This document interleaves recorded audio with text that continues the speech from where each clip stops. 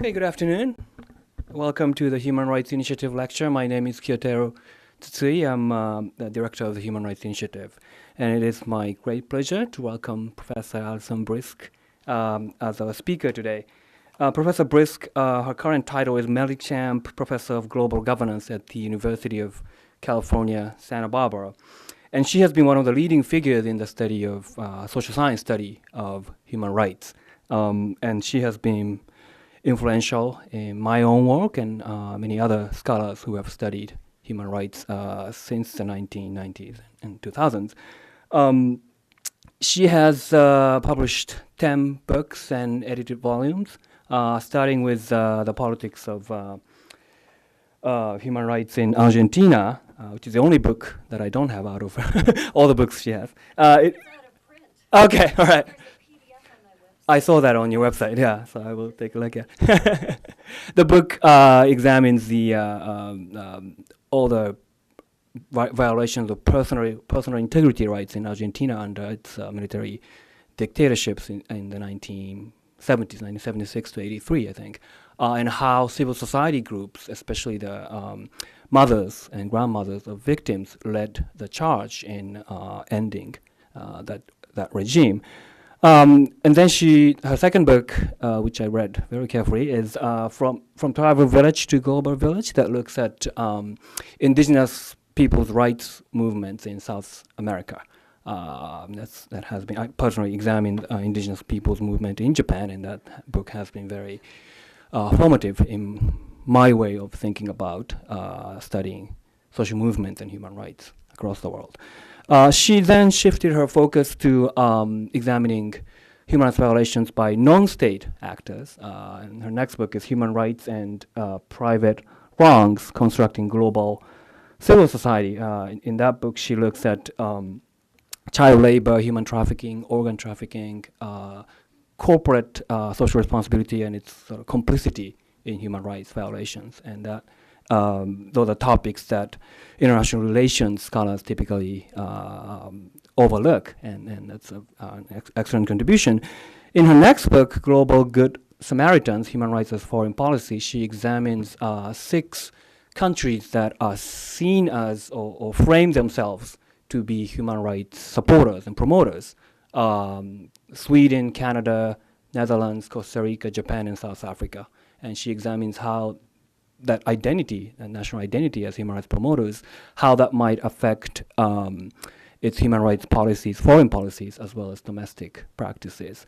And the book about which she will speak today, Speaking Rights to Power, is sort of a culmination of her interest in human rights politics. And she has been attentive to sort of normative dimensions of international relations, even when constructivism, now it's a relatively stronger presence in international relations, but even when it wasn't, and it was seen as more sort of episodic and epiphenomenal, she has been really paying attention to that issue. As a sociologist, I'm particularly thankful for her careful attention to that issue. And this is, again, this examines a number of human rights campaigns and what are the most effective communication strategies that civil society actors can use to exert a real change in human rights politics. So without much further ado, I would like you to join me in welcoming Professor ALISON BRYSK.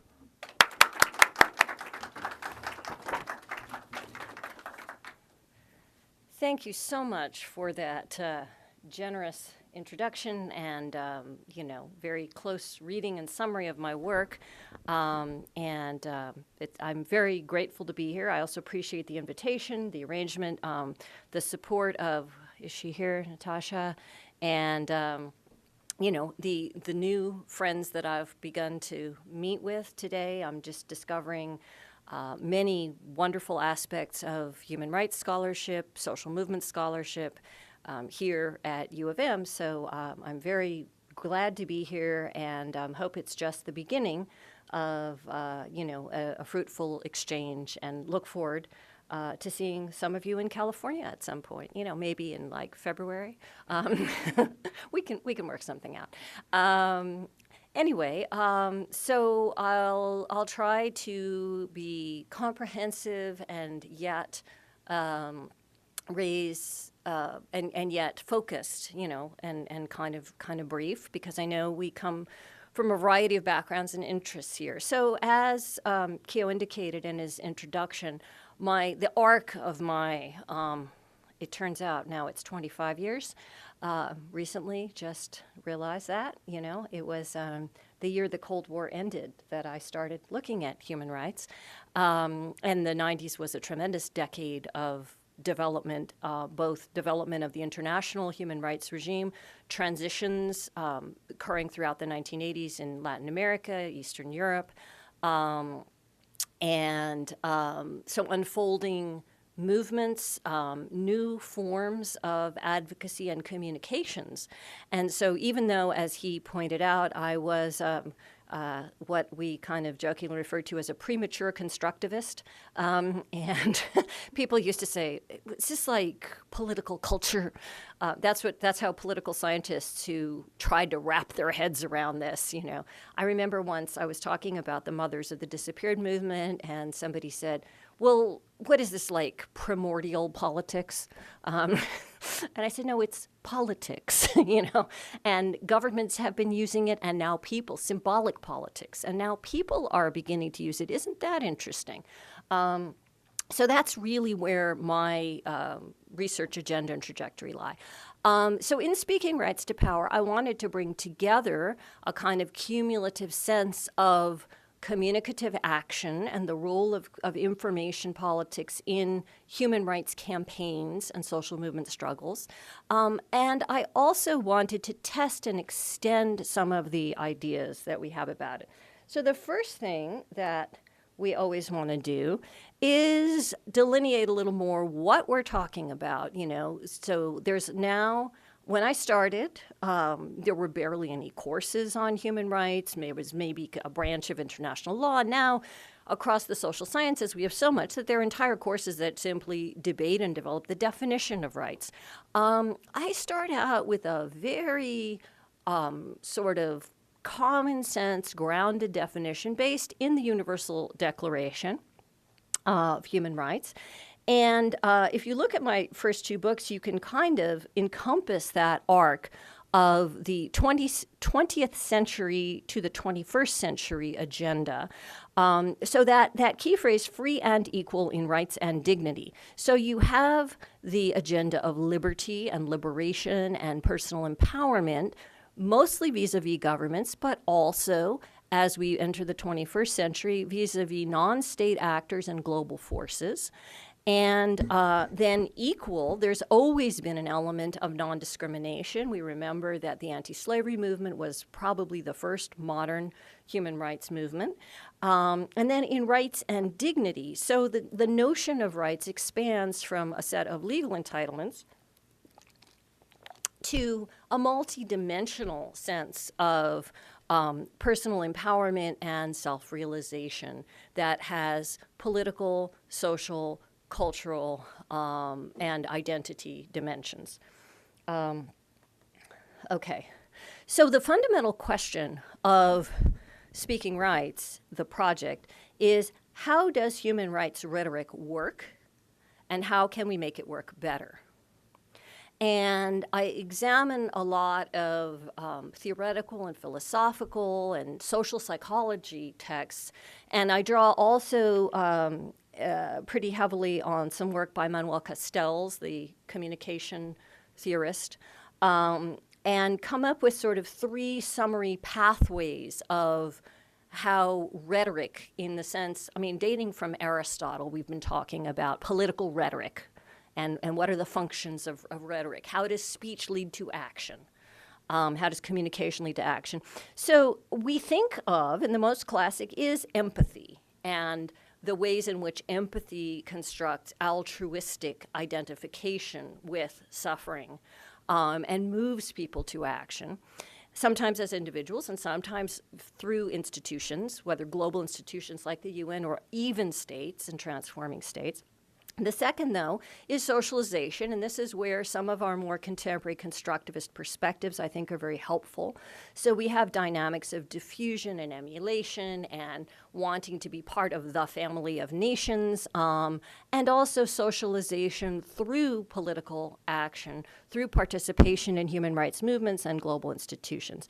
But the third element is more strategic and pragmatic, and there's nothing wrong with that.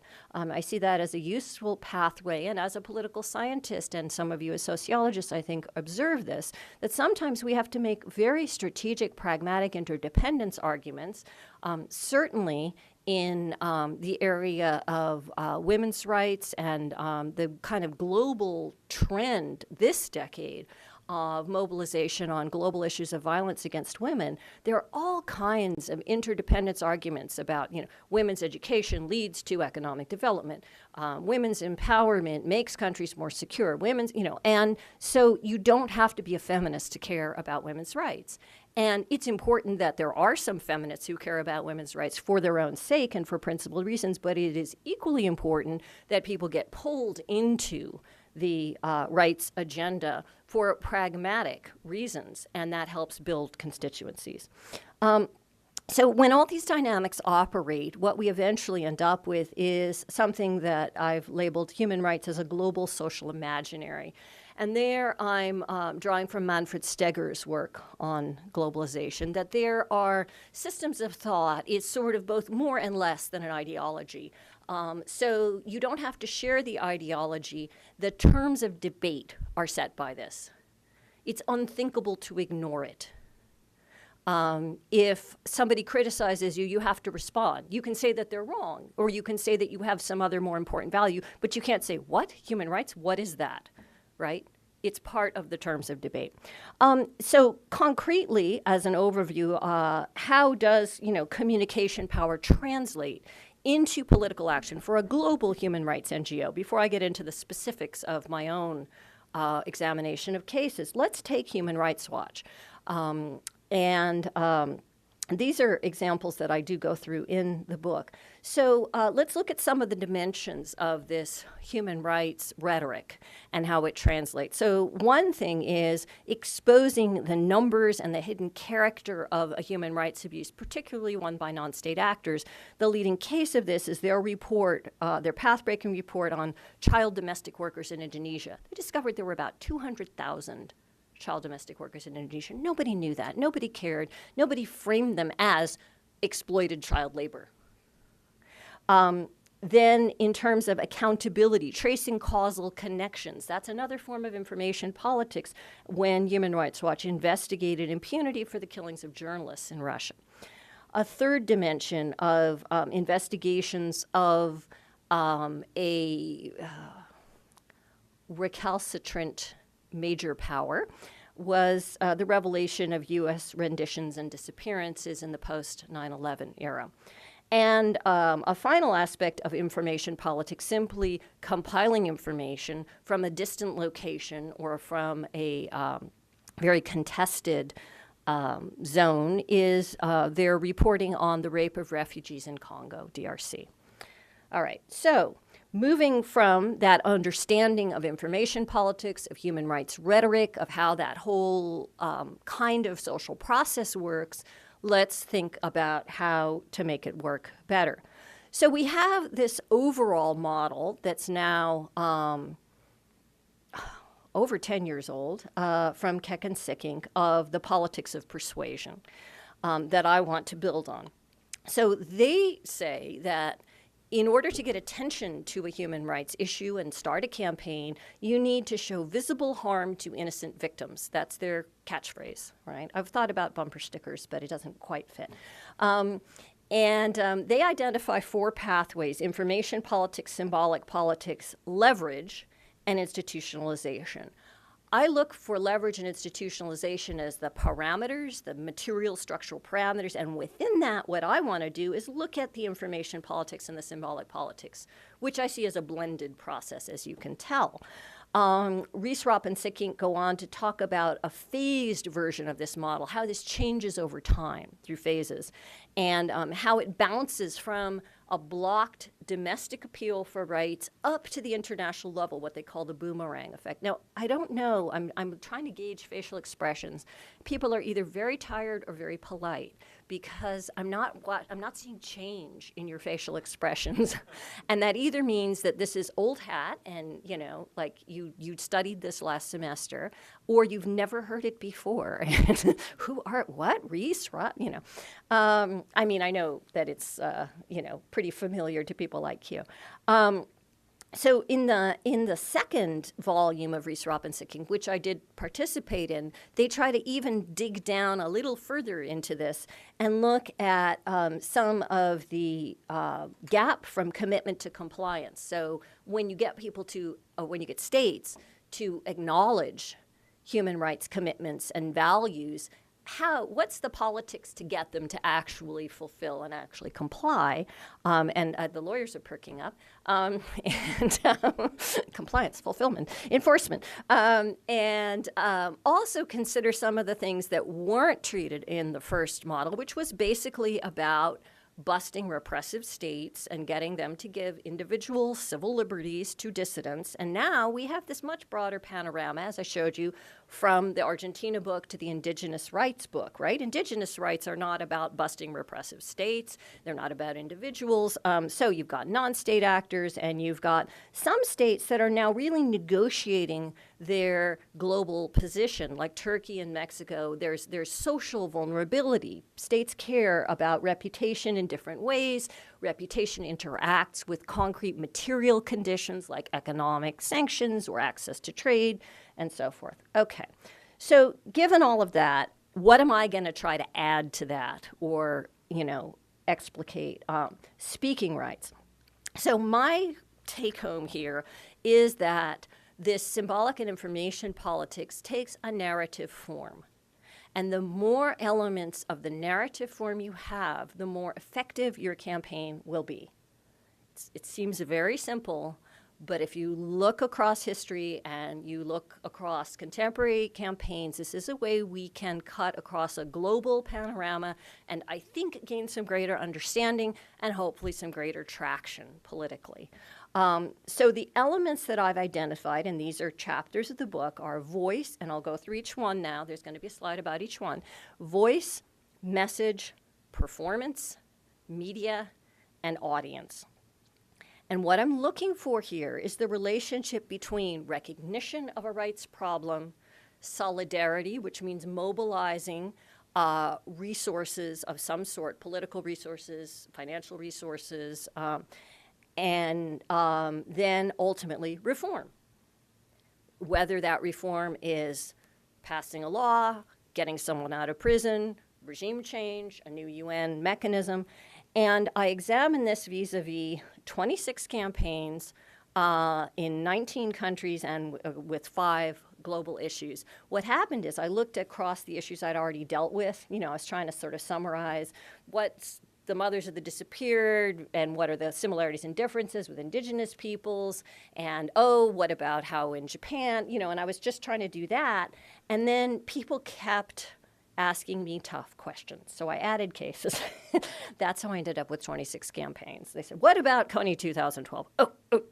What about the U.S.? You don't have any cases about the U.S. So I added the death penalty as a negative case of failed communication. So, okay. So the first thing is, what do I think that I have uncovered about the globalization of charismatic voice? What does it take to have a compelling voice in a human rights campaign? And again, this is not in isolation. This is alongside a message, a performance venue, a use of media, and finding a receptive audience. It's not on its own, but if you can find it, it strengthens, other things being equal.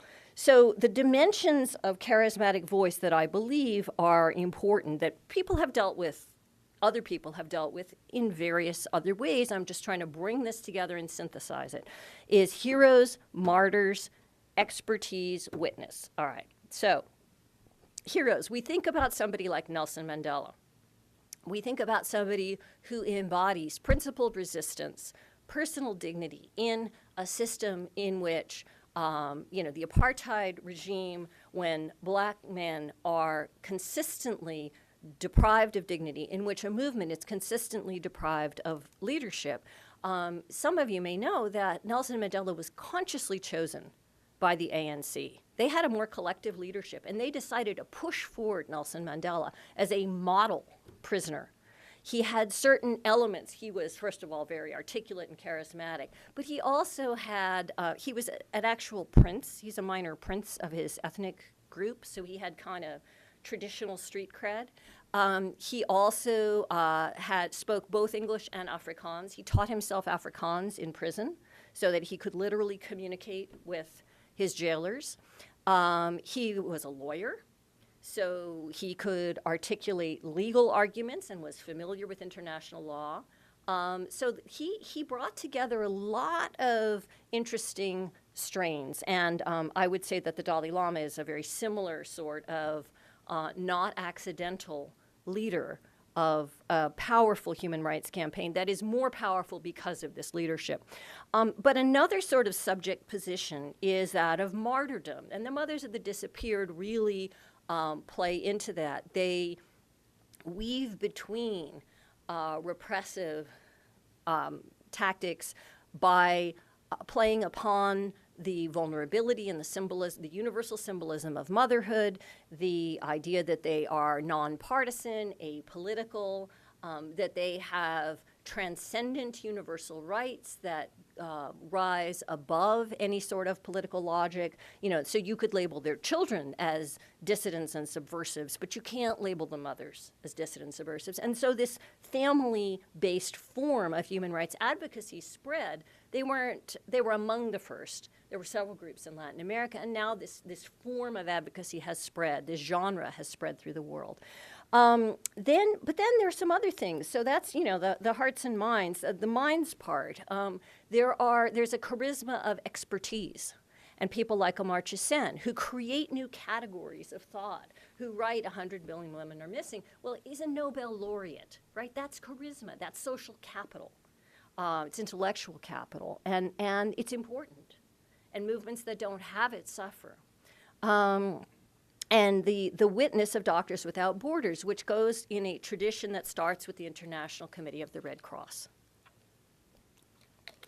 Okay, and of course, so what I've done is on these slides, I have mostly listed the cases that I deal with in the book, and then just to freshen it up a little, my current project that I'm just getting into is about global patterns of violence against women. So the images are mostly from that project. So guess who's the hero of violence against women? Malala. Now, here is another concrete example of how charismatic leadership personification translates concretely into reform. I'm speaking to you, political scientists. Not you, I mean, I know you're sympathetic, but, you know.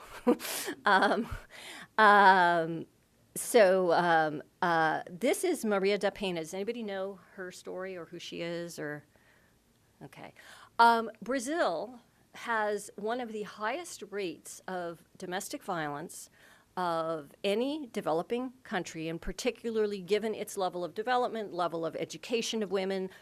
Their current president of Brazil is a woman, and yet in the last 20 years, almost 100,000 Brazilian women have been killed by their partners. It's a really stunning contradiction in their human rights record. So Brazil top-down has been trying to reform. There have been international condemnations. Everybody's been trying to change this.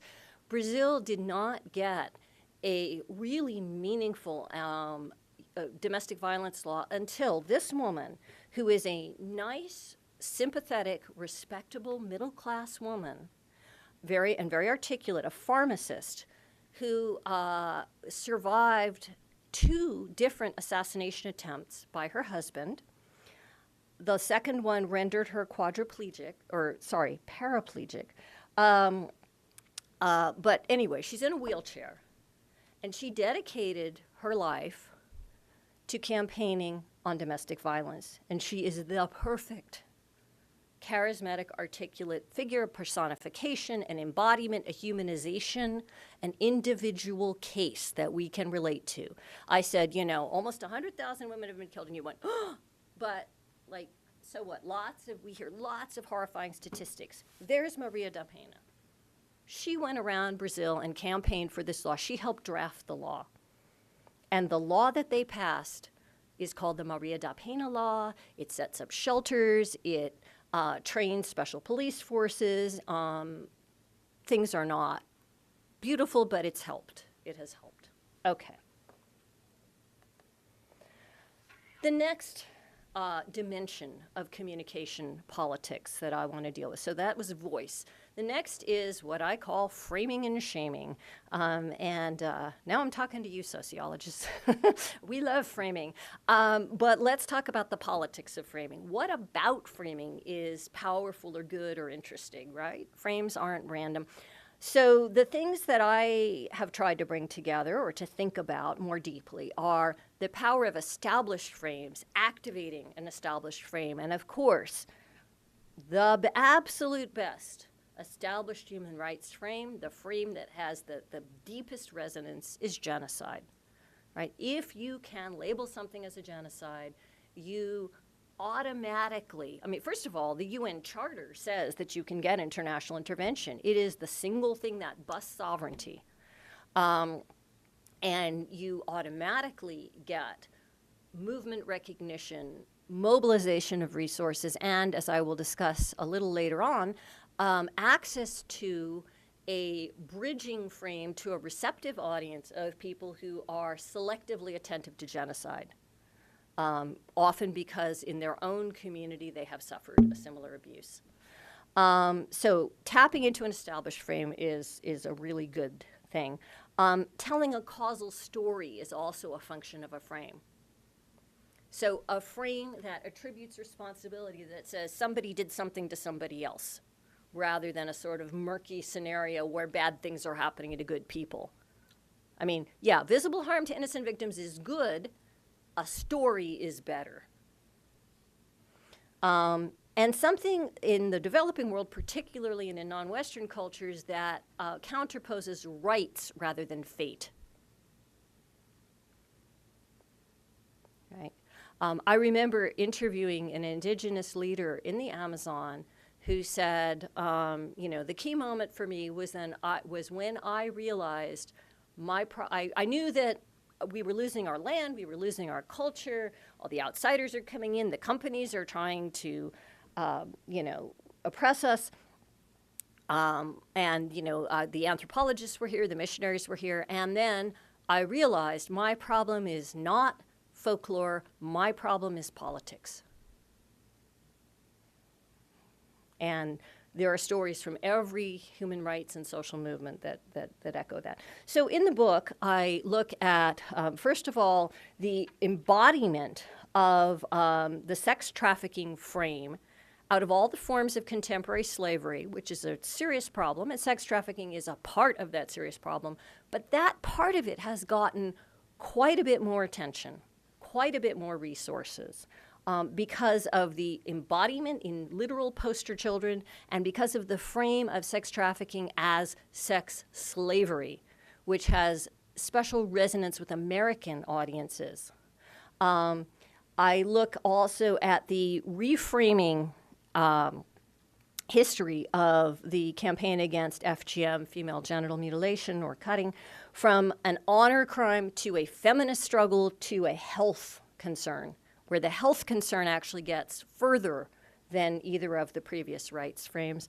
And I look at the really stunning difference between framing of the Darfur conflict as a genocide, getting much greater attention and response, and the framing in Congo, neighboring almost Congo, with a much higher level of fatalities. I mean, again, they both deserve attention. But Congo is framed as chaos. Darfur is framed as genocide. There are, in fact, programmatic elements of the paramilitaries in Congo being sponsored by neighboring states. I mean, you can tell certainly a war crime story about Congo, but we don't, and that has been a big problem.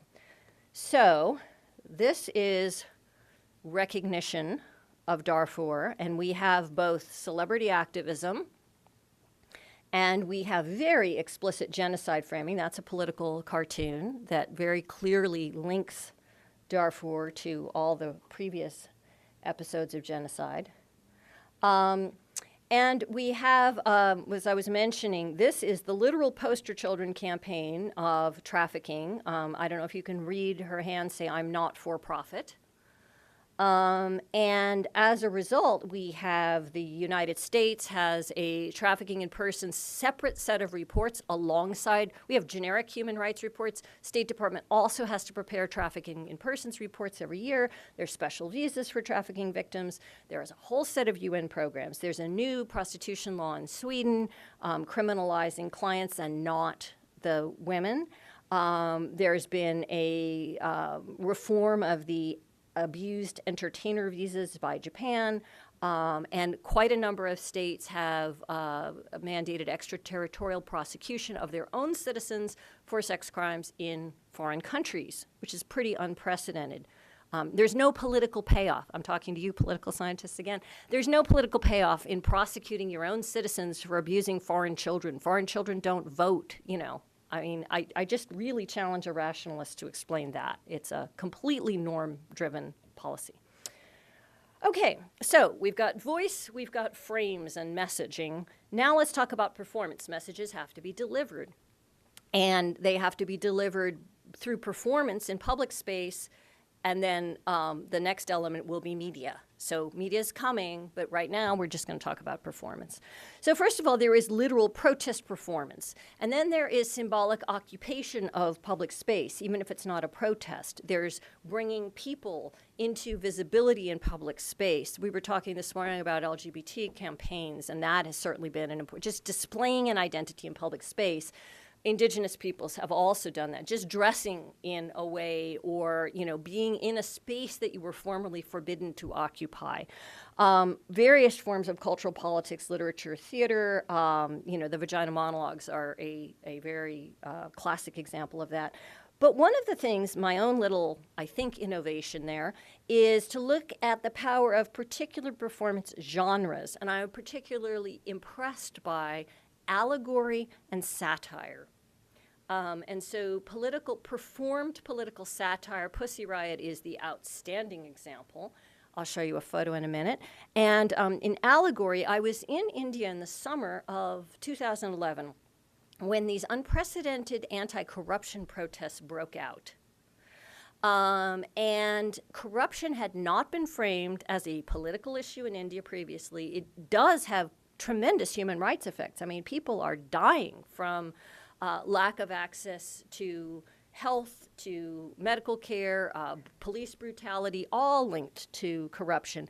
And now, in 2015, we have a political party that controls Delhi, the capital city, whose political program is anti-corruption. I mean, so there's really been a takeoff of this political movement and a rights-based approach to corruption and an understanding that corruption undermines democracy, that, you know, you can have electoral democracy that is undercut in this way.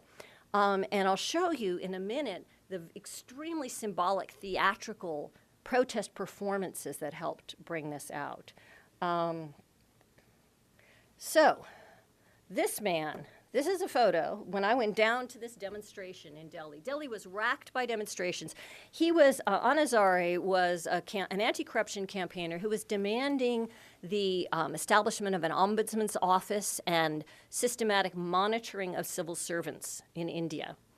And after demanding this in waves over several years and he wasn't getting anywhere, he already used some of these symbolic elements, but he went down and occupied the main square of Delhi. So there's that occupation of public space, like the Mothers Have Disappeared in Argentina, for example.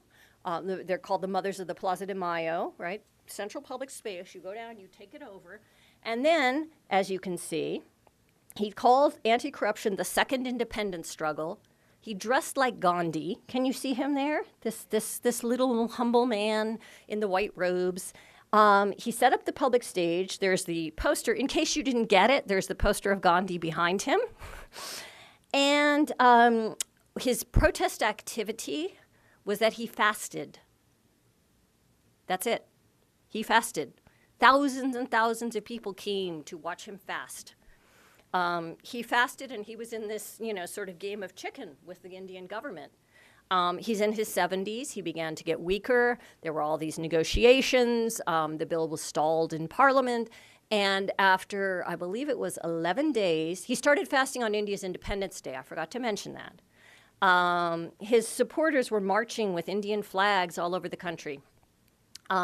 After 11 days, when he was about to be brought to the hospital, the Indian government compromised and introduced the Ombudsman Bill. Pussy Riot. So that's allegory, satire. Why is it important that these edgy young women in brightly colored clothes go transgressing religious propriety in Russia? And why do people all over the world identify with them?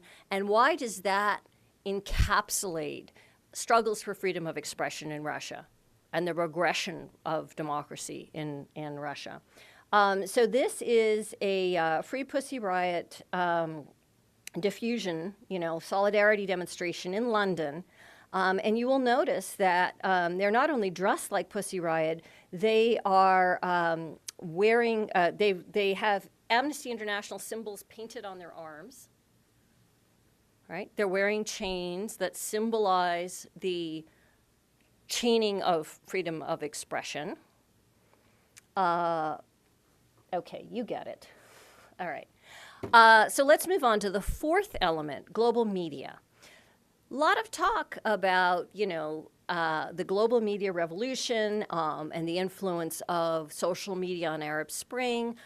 So I wanted to think more systematically about that. And the elements that I tried to trace are that conventional media provide diffusion, broadcast media provide diffusion, but new media provide interactivity, the introduction of new voices, and the creation of a new interactive public sphere. To the extent they are successful in those elements, and to the extent that the media is coordinated with a proper message, a compelling voice, getting your facts right, still important, Coney 2012, new media can, other things being equal, boost you into a new level of solidarity, mobilization, and effectiveness. So I look in the book at the Green campaign in Iran 2009 around the contested election in that year. And there was, I had a student who was involved as a remote host for the social media campaign who helped me to analyze 6 months of tweets around the election. And we watched the diffusion of hashtags around Nita, this young woman who was assassinated in the early days of that campaign, and also of the slogan, "Where is my vote?" And how the initial reactions to the repression of the election ranged from Islamist to Marxist and it converges around "Where is my vote?" And people begin to post international documents and things. I also talk about the sort of ebb and flow of social media attempts to secure rights in China, and then as the negative case, Coney 2012, when buzz is not enough. Here, to mix it up a little, so Iran 2009, the hashtag Nita, and here's a solidarity demonstration. Those are, that's her face that was posted all over the world, and that, of course, is in France. But that the tweet heard around the world was Nita. The hashtag heard around the world was Nita. Another more successful recent hashtag Twitter campaign, which is again from the Global Violence Against Women Project, is that in Brazil, There was, despite all the progress and attempts at reform, a public opinion poll in which it was initially reported to be in the 40th percentile, but it turned out to be 26%, which is still horrifying. But you had both of those figures put out. 26% of Brazilians said that some women, the way they dress, that explains women being raped. And so young, tech-savvy women who were very upset by this, really wanted to contest this message, reclaim their rights.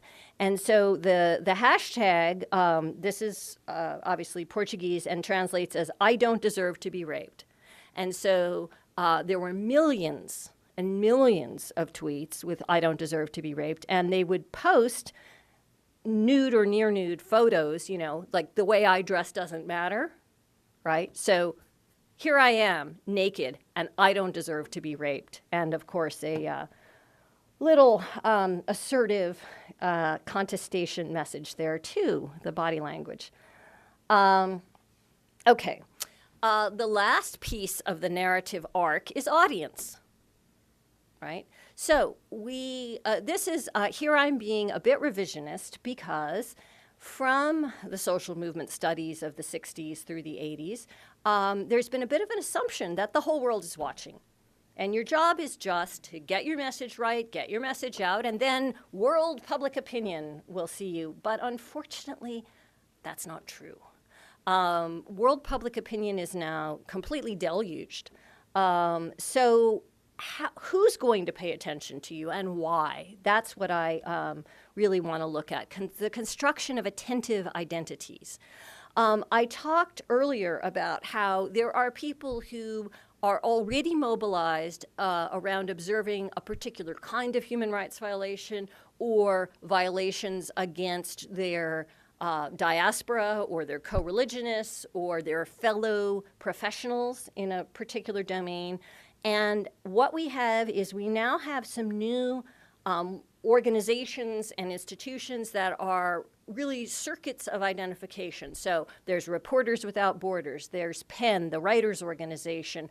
I'm part of some academic freedom networks, you probably are too. These things didn't exist in the origins of the human rights movement. We now care that any old professor in any part of the world for any reason is repressed. I care about them because they're someone just like me. So the transnationalization of our professional identities that cuts across borders, and we will write that letter. I mean, 100,000 people are being killed somewhere, but one professor, and I'm going to sign that petition, right? And I was part of a campaign where we got one poor Saudi guy, Saudi political scientist, released. So that does sometimes work. Then we have the bridging narratives, the attentive constituencies, because this group has suffered a genocide whenever there's a genocide. So we have, this is the bottom line here, a very disproportionate participation of American Jewish organizations in the Darfur campaign. Something like a third of the organizations that started the U.S. Darfur campaign had either were completely identified with the Jewish community or played some role in that community once it was labeled as a genocide. And the photo includes also, I don't know if you can read it, the center guy there says Armenians for Darfur Action. Okay? The Armenian American community has mainly only mobilized for its own human rights struggles. The one out-of-area struggle that you will see that cross-mobilization for is Darfur once it was labeled as a genocide. So, and in the JACL, the Japanese American Citizens League, which was the organization that labeled and contested the World War II era detention of Japanese Americans. That organization, once it secured recognition of its own struggle and reparations in the 1980s, was pretty quiet. They were a civil rights organization, but not hugely active. They leapt back into action in the post-9/11 era when Arab Americans were being detained in a hysterical security frenzy when the U.S. had been attacked, it was the same scenario. They recognized it as such. I've interviewed the former leader, Floyd Morey, the former leader of the JACL, and he said, I woke up on September 12th and said, I hope to God they don't do to the Arabs what they did to us. I will make sure this doesn't happen. And he wrote to all his regional directors and said, you know, keep an eye on your communities, hire lawyers. I mean, it was amazing. Okay, and then relationships as another mode of solidarity. And this is the involvement of men in violence against women campaigns. So male solidarity. This is a Bollywood star who was part of a media campaign on domestic violence. And this is a Brazilian soccer player. These are both charismatic figures. And in both of these countries, in India and in Brazil, for different reasons, they were having these campaigns and they wanted to elicit male solidarity. The Brazilian soccer star, they were having this campaign because Brazil was going to host the World Cup, and there is often an increase in trafficking around international events and international athletic events particularly. So, you know, I think that this is really striking because this is identity politics morphing into solidarity politics, and mobilizing a whole new range of attentive constituencies. The UN now has this thing called the He for She campaign, which is quite globally oriented at male solidarity on violence against women issues. So, in sum, and I think I've just hit about 42 minutes, so another world is possible. This is my sort of policy conclusion. And the elements that we want to look for in both analyzing and mobilizing human rights campaigns are to personify the cause, to look carefully for a frame, to seek an appropriate venue and publicly perform the struggle. Don't just write a report.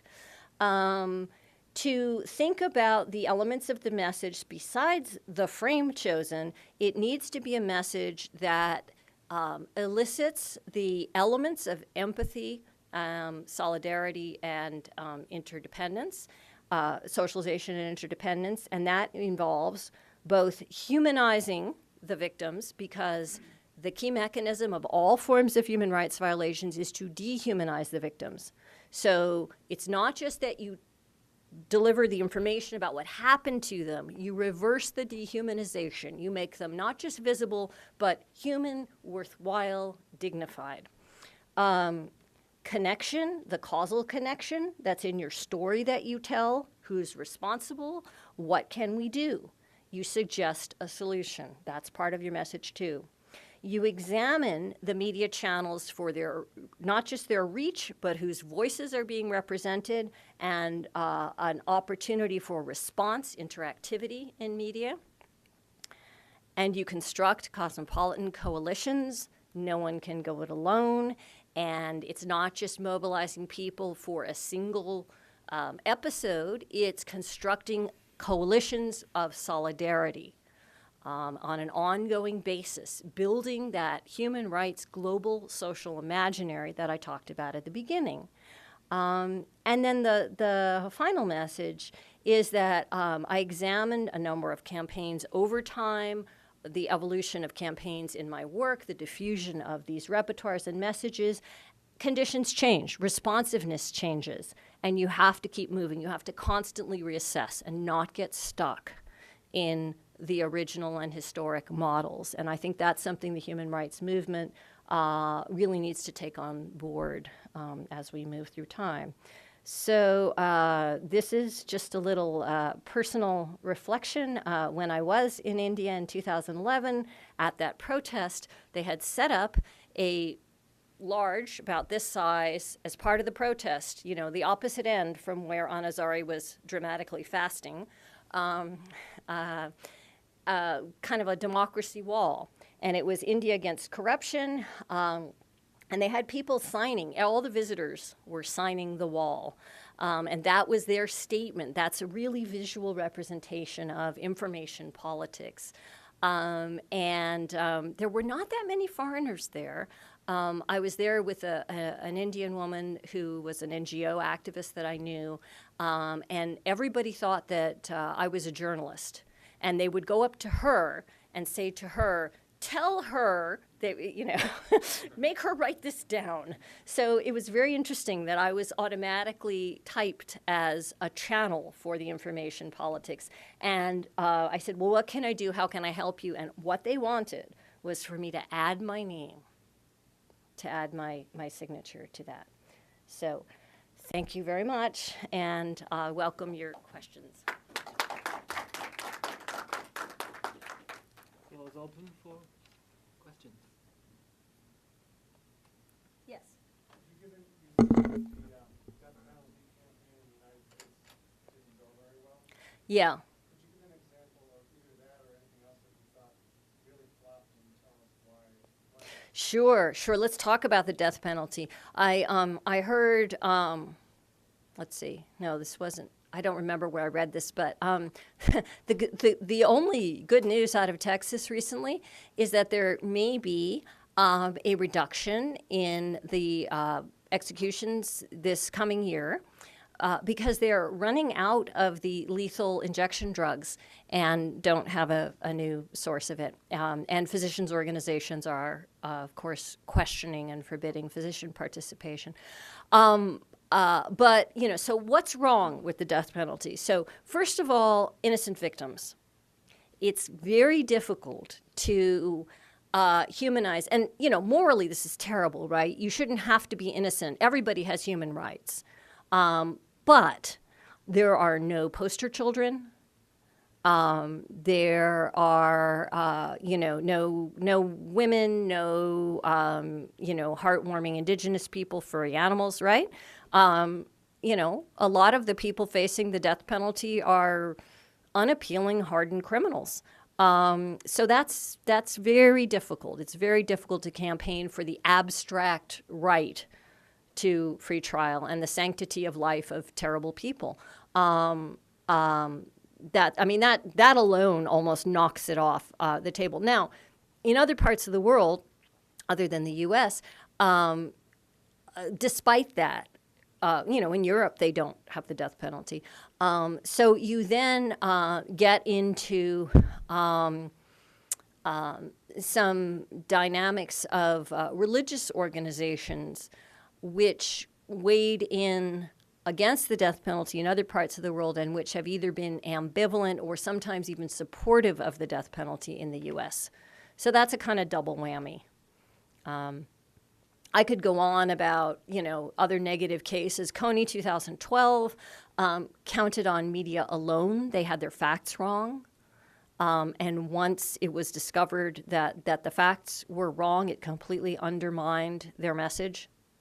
Coney wasn't in Uganda anymore. He had already been indicted by the International Criminal Court. His leadership was no longer the key. Their demand was stupid. And it's really important that your demand not be stupid. Yes? I have a question. I really appreciated your bringing in the images of trafficking victims. And Yeah. I sense a tension between recognizing that dehumanization is an element of any human rights abuse and the images that are used to portray Yeah. human trafficking, which almost re-victimize Yes. survivors. Yes. So there's this tension, and I'm wondering, what are your thoughts about getting around that, right? So that perhaps you don't have to portray people with such terrible imagery. Right.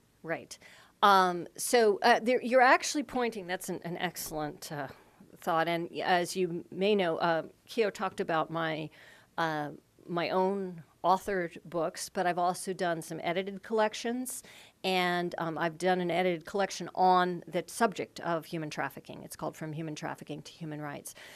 So imagery and advocacy and representation are huge issues in that. One thing is whether you do emphasize the victim or the survivor identity. There are campaigns that focus on survivors, that focus on pride and empowerment, and even in sort of development mobilization now, we are often seeing, rather than the starving child, now we're seeing the happy child, you know, your donations just, you know, or was carrying the school book, right? You know, and so that has a different effect on the donor. It empowers the donor. It makes you feel like you've contributed to a positive empowerment. There's always a tension between advocacy, speaking for the voiceless, and empowerment so that the voiceless can speak for themselves. There are, I think this is often a process over time. There are often campaigns that have to start with a shocking or a horrifying or a pity-arousing image. And I don't have a problem if you move as quickly as possible into more positive imageries. I mean, I don't think you can talk about a genocide in terms of empowerment. You know, I think you gotta shock people and you've got to really wake them up and show some very difficult images. Now, but the psychology of that is also delicate, because if you overwhelm people with shocking imagery, and I know this even from teaching, you know, there's psychic numbing that takes place. There's traumatization of the audience that takes place. So I give a lecture on genocide in my human rights course, and I show one image. And it's an image of a Cambodian woman in the Khmer Rouge kept these horrible records, and they photographed people who were about to be executed. And it's just one woman who's about to be executed. It's not a pile of bodies. It's, you know, I mean, we've all seen those images, and it's important that they're there. But so I think you have to be strategic and judicious in your use of imagery. I don't think you can ignore horrifying images or images of victimization, but I think you have to keep moving. I think you have to monitor them carefully over time, if that helps. I mean, that's not a that's more of a strategic answer, right? Because I think there's an inherent contradiction. Someone, yes. Two issues. One is specificity versus generality. The word corruption is sort of a scattergun word. Mm-hmm. And it seems to me that it might get deeper into the emotions of people as an appeal and dealing with more specific. You can't globalize the issue of corruption by dealing with specifics, but images do. Yeah. Images deal. Yeah. And inherently in specifics.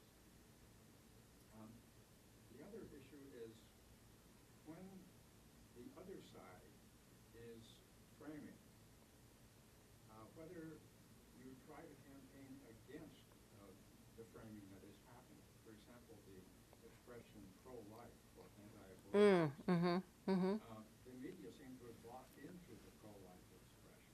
Yeah. And I think that some pushback on that Yes. might be effective too. Yes. Yes.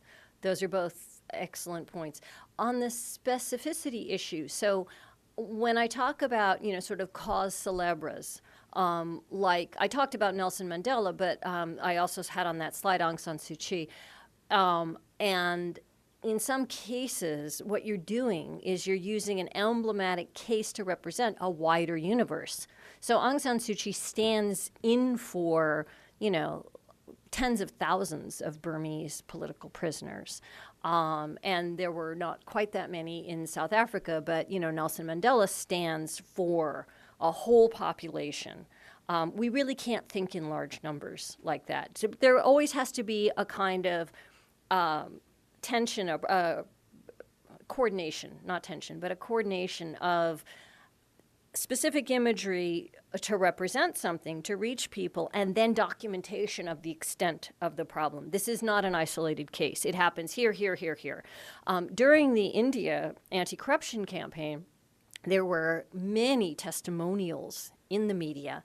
And one of the very powerful things in mobilizing a new audience was the huge Indian diaspora, which had been fairly politically quiescent most of the time, that did get involved in this. There were protests in London, there were protests in the U.S., and the people would testify that they had left India because of corruption. You know, my place in college was denied me because of a corrupt official. My father, you know, had his taxi license taken away and my family was starving and I had to leave. So there were all kinds of demonstrations of how corruption was pushing people out of the country, and that was very embarrassing for national pride, you know. So that was an interesting connection that got the diaspora going.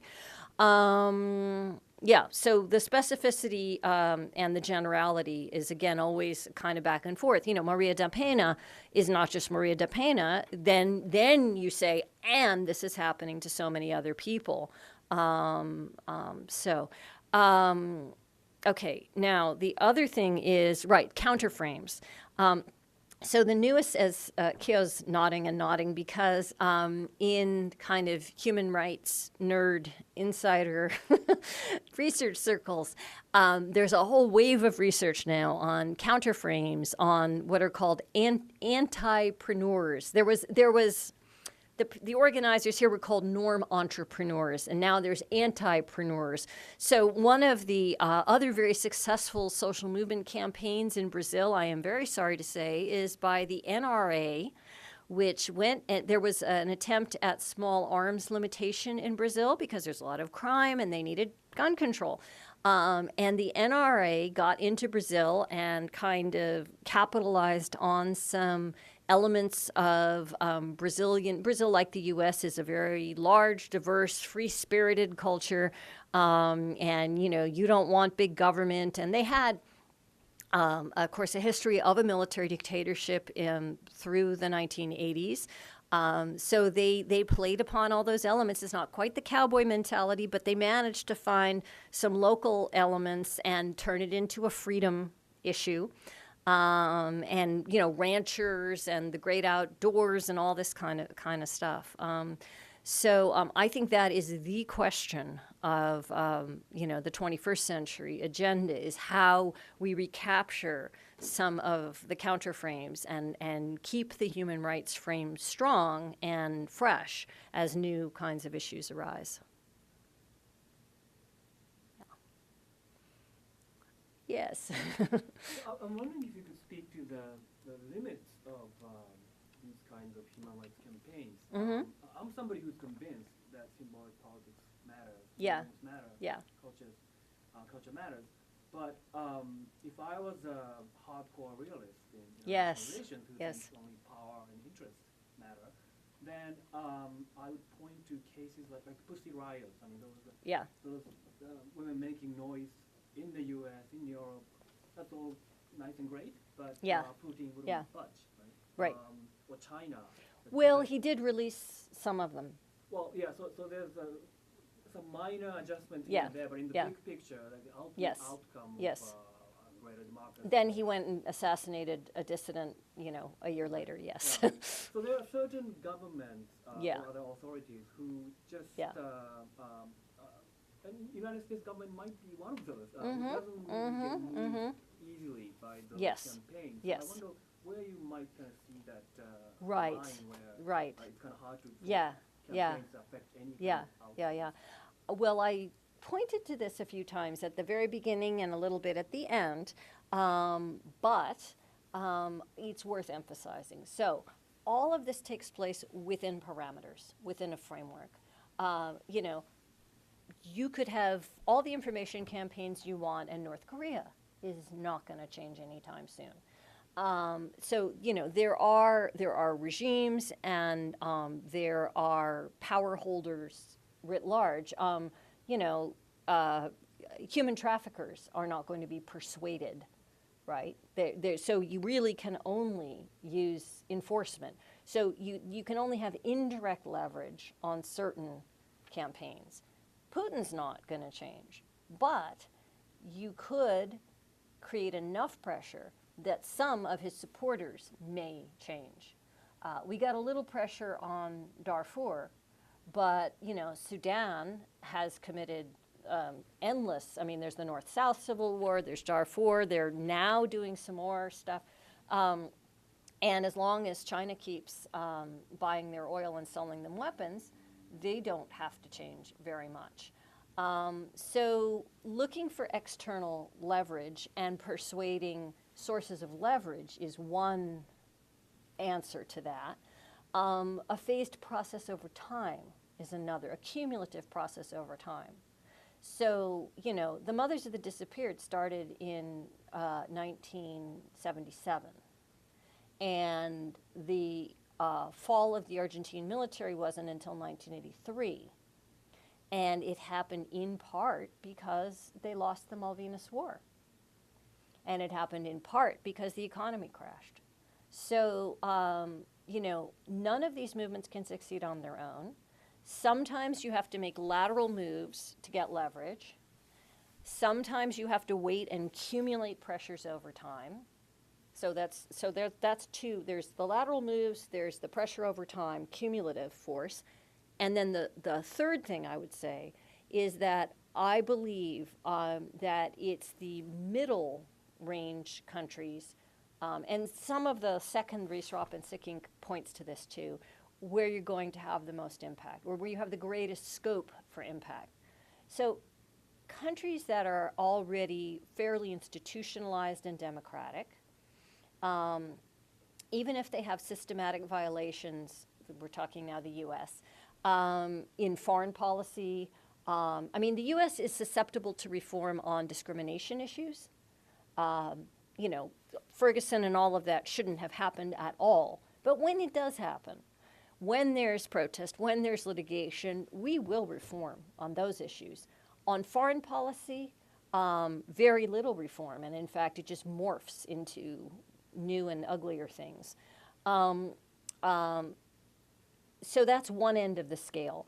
And then, the North Koreas are another end of the scale. But it's the Turkeys and the Mexicos that I think are very interesting from an IR perspective, because these are the places where international socialization matters, where there is interdependence, vulnerability to a whole range of diplomatic, financial, security pressures, where being a member of the family of nations and sometimes a regional organization, or having relationships with other kinds of transnational entities like diasporas, investors, hosting international events, matter for that country. And so there's a kind of web we can weave for those countries in the middle, where there are reforming elements within the country, there's some recognition of a problem, but there are some barriers to reform, there are some interests that go against it, and if you can just build and build and build the socialization and the pressures, including socialization of leaders and of elites, including, people whose kids are going to school here, and going back with new ideas. So that's a very long-winded answer, but I do have some ideas about this.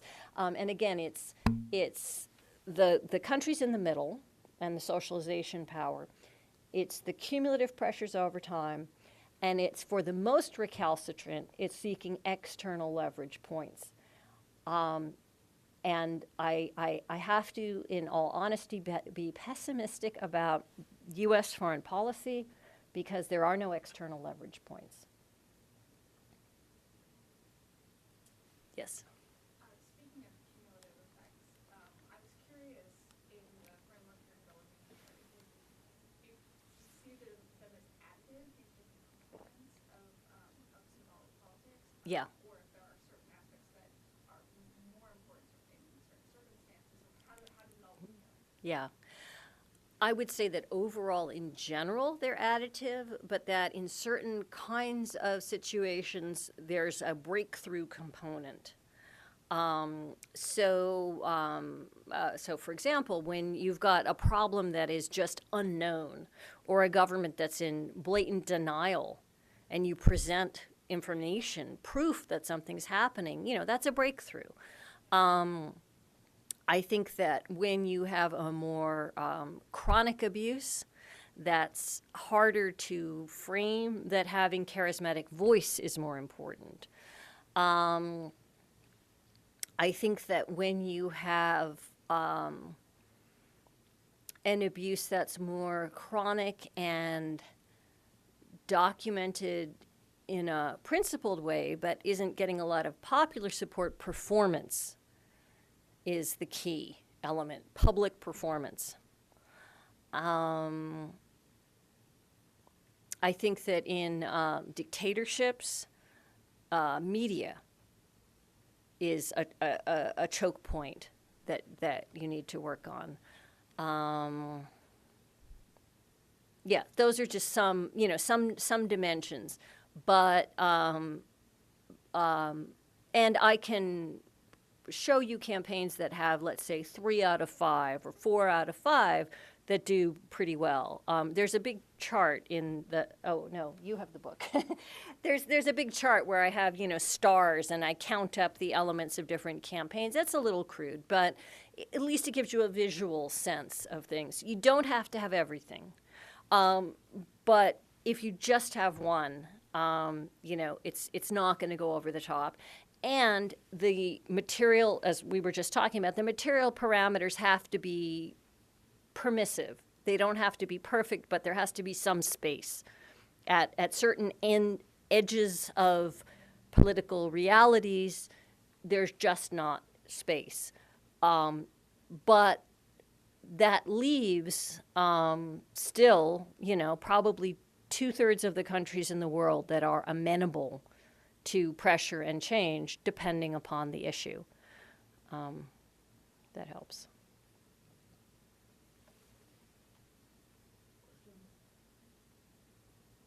Can you maybe speak to the issue of media, how they behave? And your book has a section on Stephen Colbert and Colbert Report and all Yeah. that. And sadly, that show ended. Right. John Stewart is ending. Right. And I wonder where undergraduate students might get information about who's Yeah, in the world. Well, But mainstream media don't necessarily pay a lot of attention to what's Right. outside the United States, and it's becoming more polarized with Fox and MSNBC and all that. So the media landscape doesn't seem very promising for the future of human campaigns. But, Right. That is a very interesting point. So just like I got into the Iran green tweets from a student, I got into the Colbert Report from a student who wrote a senior undergraduate thesis on the Colbert Report. This was about 5 or 6 years ago when this was relatively a new thing, and looked at the tradition of political satire from Aristotle to Mark Twain to Colbert. It was a very nice, woke me up to that. you end up working. Yes. Working at Colbert. Yes, he ended up working. Yes, this is my recommend. Well, the students have all left, I think, but yeah, my best job recommendation: write a senior thesis about an organization you hope to work for. Yeah. So so that particular intervention, has run its course in the U.S. I think there are some promising things. In China, there's a researcher, Guobin Yang, or Yang, I get the order of his names wrong, who talks about the use of the internet in China and how there's some very creative uses and very satirical, plays on words and hidden symbolism and things like that. And that's a very slow, cumulative process. But we know that there have been more, certainly labor rights demonstrations, anti-corruption challenges in China. They're doing stuff like people take cell phone cameras and there was a campaign where they were showing watches when officials in China had expensive watches, which is apparently a big status symbol. So if you had a cell phone, every time you saw an official with a fancy watch, it was like the Rolex campaign, and posting photos of the watches. And that, again, that's a symbol. So I'm sort of going for China because I actually think there's hidden hope there in use of media. I don't see a lot of creative stuff on the horizon right now in the U.S., but I may just not be aware. What I also see out of the developing world is on this issue of violence against women in India. There's a lot of interesting use of media. So the first thing that I technologically is difficult to show because it's a video. But there was after the Delhi rape and there was all this debate, there was a young woman, an Indian woman, who made a video called "It's Your Fault," in which it was an ironic video, "It's Your Fault." And it got over 3 million views and became very popular in Brazil, interestingly. It was a Brazilian student who showed it to me. So this reversal of shame, reclaiming. And she showed herself, in traditional dress and in other dress, and this male figure keeps coming on camera and beating her, and she keeps, saying increasingly submissive and self-deprecating things, and the male figure just, beats her and beats her and beats her. And then following on that, so that was a couple of years ago. Following on that, there was a recent incident, like just a few months ago, where a young woman in India was on an airplane and was being groped and harassed by a businessman on an airplane. So this is, again, a middle-class, privileged, educated young woman on an airplane. And she turns on her cell phone camera and starts berating him in a mixture of English and Hindi, and says, you think I'm going to be quiet, you think I'm going to be ashamed, the shame is not mine, the shame is yours. What kind of a person are you? I have a right to be here, you can't treat me this way. So Indian women have sometimes responded, would you treat your sister this way, and kind of turned traditional shame. But this is, I have a right to be here. I have a right to be in public space. Women have a right to travel freely. When she says those kinds of things, she posted this online, and this has become wildly popular in India. So there's, very interesting, this posting things, and then, kind of creating temporary campaigns around it. Yeah, I don't know about the U.S. The only thing I think about the U.S. is that I think some of the TV shows, not satirical ones, but more maybe allegorical, or like thinking about Law and Order.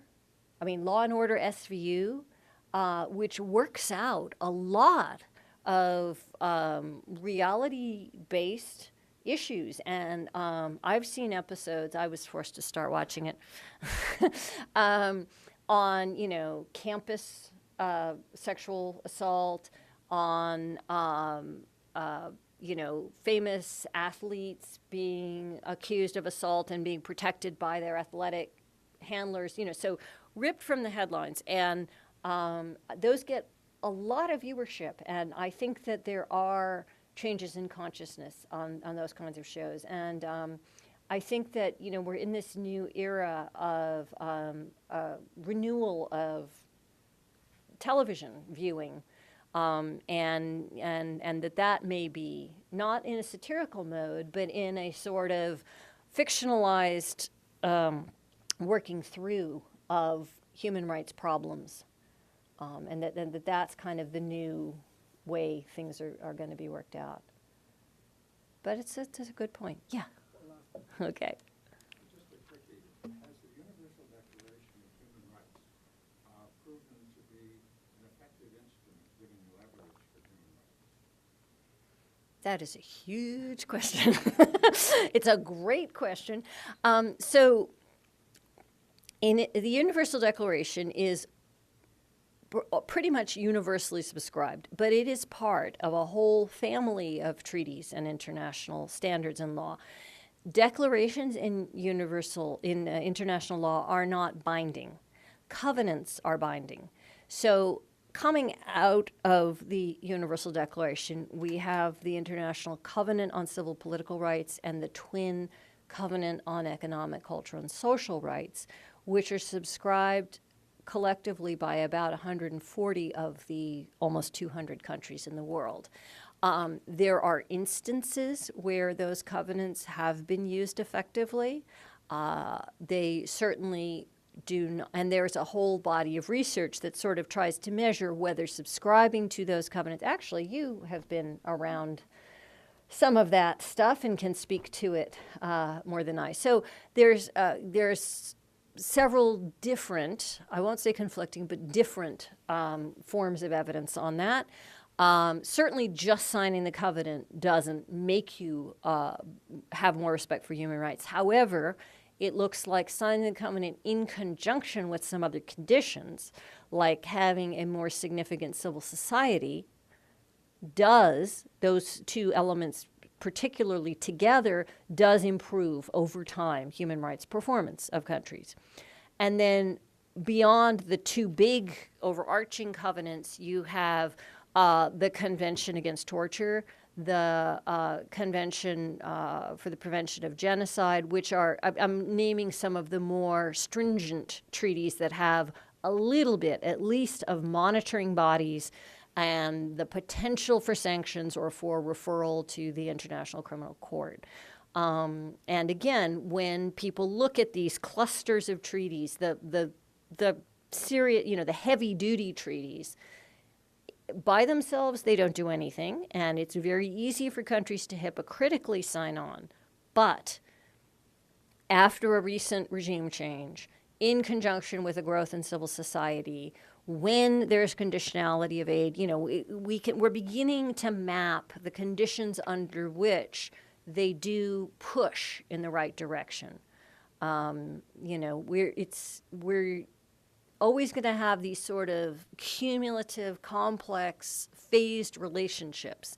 And I think that the role of social science is to carefully map those relationships. It's never going to be like billiard balls. I mean, what is, by the way, I would turn back to realists and say, so like, is war like that either? The things you claim to be able to explain. But there is a more complex, iterative, dialectical kind of causality there. You can see change over time. So we just have to dig in and see more how that process works. Welcome. So we have to be patient and we have to keep moving. Yes, keep moving. Please join me in thanking Professor Brys. Thank you. Great questions.